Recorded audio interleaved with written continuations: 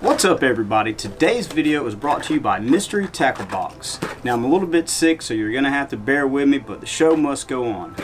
But right now, Mystery Tackle Box is having an awesome sale where you can get your first box for as little as $5. And they also have a lot of end of year closeout sales too. You want to check out on shopcarls.com. I'm going to put the link in the description. But today we're going to be doing a Mystery Tackle Box challenge. And I'm going to have to catch something with everything in the box. This is a multi-species challenge, so it doesn't matter what I catch. Bass, mudfish, gar, brim, anything goes.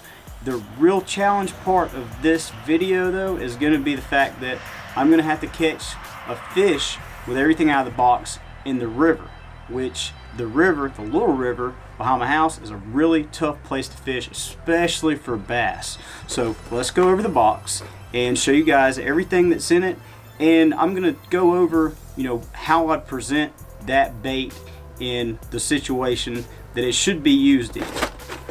Let's get the box open and get to it. Alright, so first thing we have here, this is a Carolina kit. It looks like this is actually made by Carl's Bait and Tackle. So I'll show you guys the actual setup real quick. You got these 2.5 ounce weights here. You got a bigger bead and a smaller bead. You got a swivel, and you got these little brass things here. So the way this works, I'll show you a little picture diagram there. This is primarily used for like deep water fishing. If the bite is really tough offshore, you got some deep water, it's going to keep that bait floating up here, and it's going to keep that weight on the bottom. And you can give that weight a little pop, and those beads will create a clacking noise, which will attract the fish if they're around close enough to hear it. And that cracking noise also imitates a bait fish.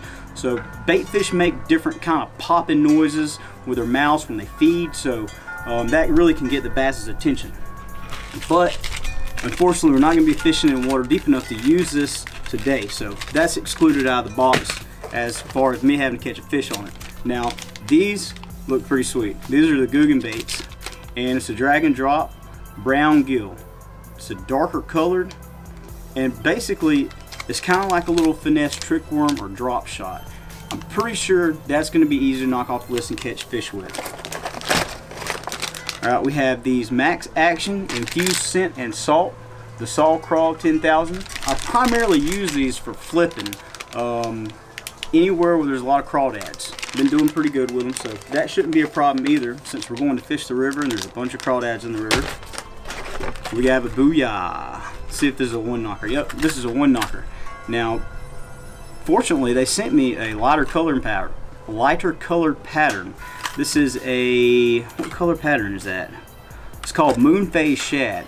So it's kind of a translucent with a little bit of blue to it, and it's got a little moon symbol right there on it. Now with it being translucent, that's good because the water is really clear at the river we're going to fish. It hadn't had a whole lot of rain lately. The water's been really clear and the fish have been really finicky. So that should work good. We've got a chatterbait. Can't go wrong with a chatterbait this time of year. Perfect shad imitator. This is a 3/8 ounce. Now with the white chatterbait, the best place I like to fish this is somewhere with a bunch of shad. Now the river don't have a lot of shad, so this is going to be a little bit more of a challenge to get a bite on, I'm thinking. And there's a lot of sticks and stuff to get hung up on, so it might not make it. I might lose this one. And then we have something I've never seen before. I didn't even know Vexen made lures. I know they made rods and reels, but this is a Vexen Fat Boy. So this is a shallow diving crankbait. It dives down to 4 feet and it's got a bigger profile. It's got some really cool color patterns on it there. Check it out. Alright, so this may be a challenge to catch something with in the river. I fished with square bills before in the river, and usually I get hung up a lot if it's a deeper diver, like this is a 4 diver. So what I'm going to do with this bait, since the river's shallow, I mean it's anywhere from 3 to 6, max 7 foot deep. So there's a bunch of sticks and stuff, but what I'm going to do is I'm going to take this and I'm going to put on a rod with higher test pound line to keep it up higher in the water to keep it from getting hung up. Now I've shown you guys all the stuff in the box. Oh yeah, one more thing. We got some stickies, little 4/0 wide gap hooks, which will pair perfectly with these, and it will also work with these, but I'm going to be using a straight shank hook with these baits. So now I went over everything in the box and kind of told you guys what uses and applications you can use it for. So now we're going to go use it in the application I'm going to use it today. Let's go.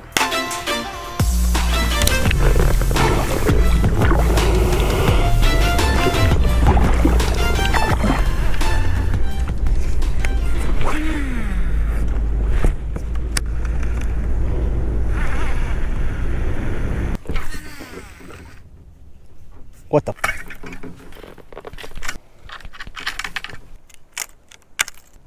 So guys, the way I'm fishing this little drop shot bait right now, I'm just throwing it out here at the bank. I'm letting it hit the bottom, and I'm dragging the bottom really slow. And every time after I pull that little head, that little shaky head over a stick or a stump, or it hits anything, I'll pull it, and then after I feel it make contact with something, I'll pull it off of it, I'll stop it. And usually that's when I get the bites, whenever I stop it, right after I make contact with something. Oh, that was a fish right there, guys. Oh, I got the hook in him. Got the hook in him. What is it? Oh, it's a mudfish. Got the hook in him. Come on, baby. Jeez. Thing is peeling some line. Come on now. Just a big old mudfish too. Golly. Oh, come on.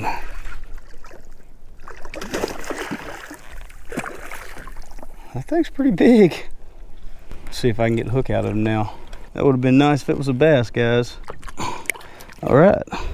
We got one knocked off the list, guys. We got the Googan baits knocked off the list. Now it's time for the next one. All right, next thing we're gonna knock off the list is a saw crawl.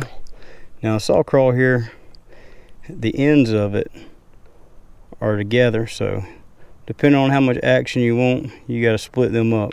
And I want it to have some action, so I split it all up there. Now this is a new jig that Mr. Tackle Box sent last month. I forget what it's called, but it's basically like a stand-up jig. It's got these little antennas on it, and it makes the lure stand up on the bottom like that.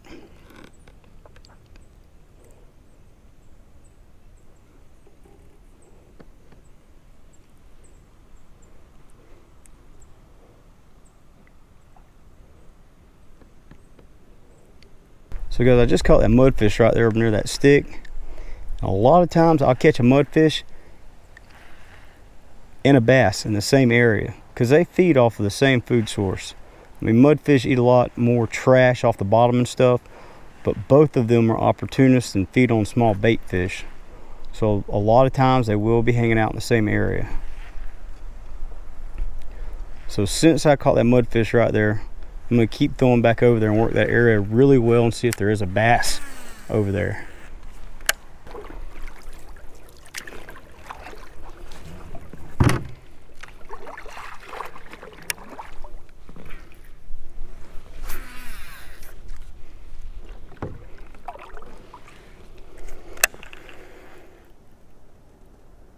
Well, that's fish. Got the hook in it. Oh, I got the hook in it, whatever it is. Oh, don't come loose. Oh, come on, baby. Please be a bass. Oh, oh, oh. Oh, it is a bass. It's a nice one, too. Nice bass. Yeah.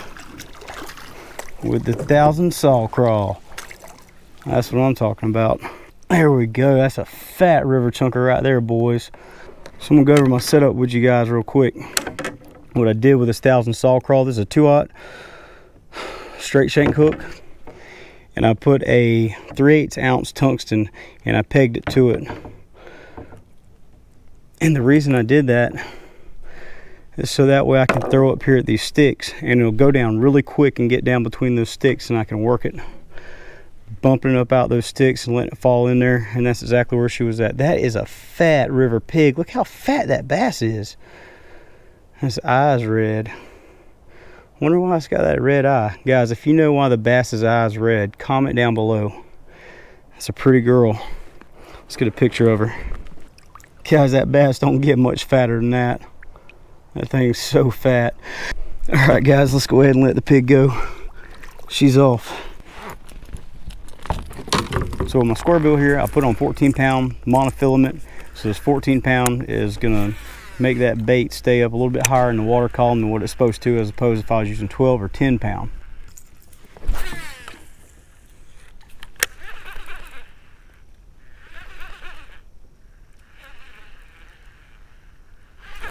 Oh, there he is. There he is. Oh, he nailed it. He nailed it. Come on, baby. Come on, baby. Is that a mudfish? No way. It's a mudfish with a square bill. That's nuts. No way. I cannot believe that, guys. I cannot believe I caught a mudfish with a square bill. That's just crazy. I swear I thought that was a big bass. I'm gonna have to get up on the bank to get him off because he swallowed it. I did not expect that, I swear. I've never caught a mudfish with a square bill. I had a mudfish hit my deep diving crankbait one time. Followed it to the boat and then he missed it. But I've never actually caught a mudfish with a crankbait or a square bill. Caught him with a chatterbait. That's the first for me. Still pretty exciting. And it counts because remember we're doing a multi-species today, guys. So got a mudfish. Square bill knocked off the list there. Oh no. He's making a mess.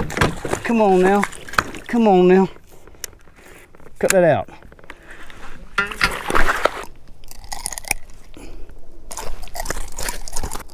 Damn, he broke the square bill. Well, guys, there will be no more using that square bill. I'm glad I caught something with it because he destroyed it. Knocked it off the list, though. Now, if I can just catch one with a chatterbait.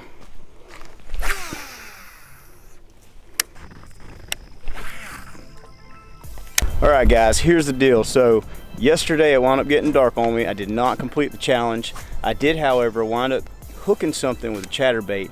Right before dark. It was a shallow spot. It was about 6 inches of water, and I was dragging that chatterbait through there, and something come up and grabbed it, and I got it to the boat and I missed it. Unfortunately, the GoPro froze up because GoPro's a piece of crap. Go figure.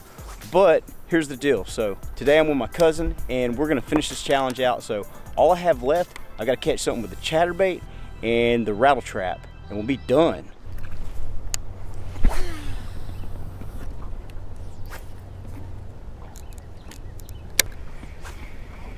You got any white trailers for chatterbait? I just cut up a piece of a fluke tail, put it on there.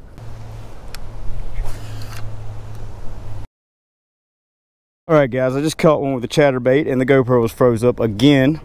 So it counts, but we're gonna try to catch another one with the chatterbait since you didn't get to see it. But what happened, I threw out and I got a backlash with my braid here, and then it sunk to the bottom. And then whenever I went to reel up, I thought I was hung up, but I had a bass on there. Let's go ahead and let it go. The next 3 days after. Maybe. Oh yeah, eating is so nice. Let's just keep doing it. Oh, that's a stick. I thought I had him. Felt really good. So I caught a fish with everything in the box except the rattle trap.